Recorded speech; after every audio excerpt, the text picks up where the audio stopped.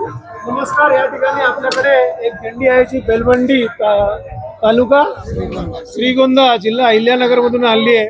बरेच किलोमीटर अंतर ते प्रवास करून आले आहेत. या ठिकाणी एक छोटीशी त्यांची विश्रांती आहे. त्यानंतर ते पंढरपूरकडे रवाना होतील. पंढरपूर जवळ आलं आहे. आषाढी एकादशी सुद्धा जवळ आली आहे आणि भक्तांचा वारकऱ्यांचा भक्तांचा उत्साह सुद्धा वाढलेला आहे. ऊर्जा वाढलेली आहे, आनंद वाढलेला आहे. 2 मिनिटं आपण जाणून घेऊ त्यांचे जे मुख्य महाराज आहे काय त्यांचं मत आहे, काय त्यांचं मनोगत आहे, काय त्यांचा उत्साह आहे. जय हरी विठ्ठल, रामकृष्ण हरी. बोला माऊली.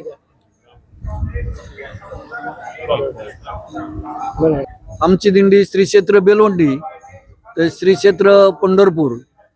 आमच्या दिंडीचं नाव संत सावतामाळी श्रीपाद बाबा रामदास बाबा.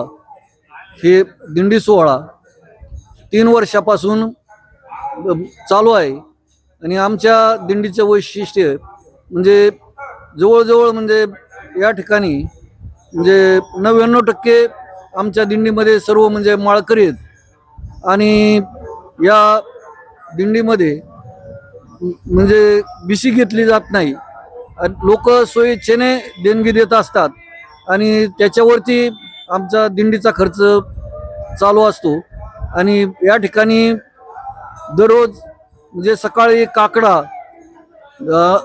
आणि संध्याकाळी म्हणजे हरिपाठ कीर्तन दररोज दिंडीमध्ये होत असतं आणि सर्व वारकरी म्हणजे आनंदामध्ये म्हणजे आजपर्यंत म्हणजे आमचा आज चालू पर्यंत म्हणजे प्रवास चालू आहे आणि सर्व वारकरी आनंदामध्ये म्हणजे म्हणजे नाचत आणि सर्व अभंगाच्या याच्यामध्ये प्रवास चालू असतो आणि सर्व आनंदामध्ये आम्ही पंढरपूरला चाललेलो आहे. आज आमच्या दिंडीमध्ये जवळजवळ 250 लोक असतात आणि सर्व म्हणजे वारकरी आहेत.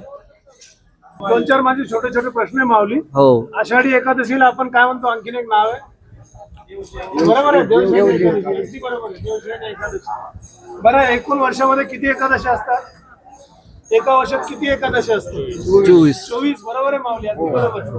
ज्ञानेश्वर माऊलींचं जे नाव आहे समाधी स्थळ आहे ते कुठे आहे?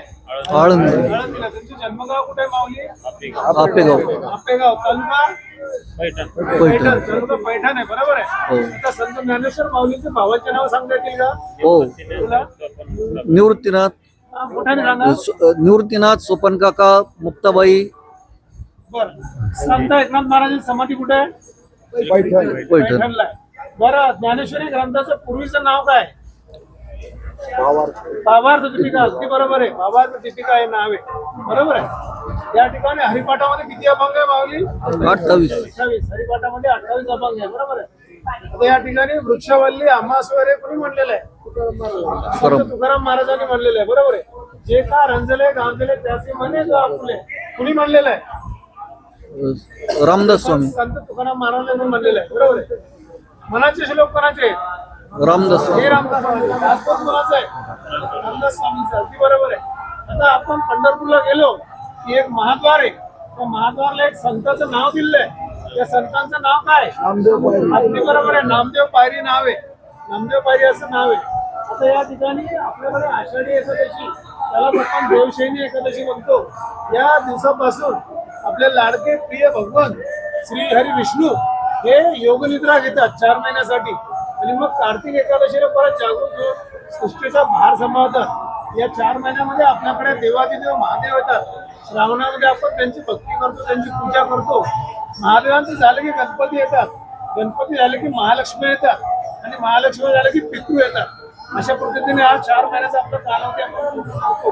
ते झालं परत पुन्हा सृष्टी सांभाळायचं काम आहे. ते आहे श्रीहरी विष्णू. त्यांचं काम आहे सृष्टीला सांभाळ करणं, संचार करणं, चालवणं आहे की नाही. निर्माण करण्याचं काम कोणाचं आहे? ब्रह्मा आहे ना. ब्रह्माजीचं निर्माण करण्याचं काम आहे. चालवण्याचं काम श्रीहरी विष्णूचं आहे. पण 4 महिने ते चालवत नाही, कारण ते निद्रा घेतात.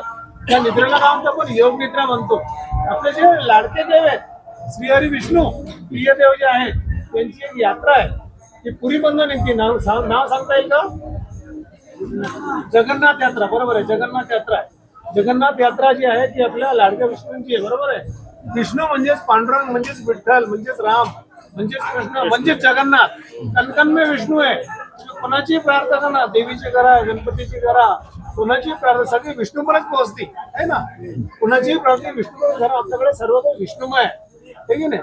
तर या ठिकाणी माझे आणखी 2-3 प्रश्न आहे माऊली, की आपल्याकडे जे आता हा प्रकार सुरू झाला आषाढी एकादशीचा, पंढरपूर पासून ही यात्रा सुरू होती.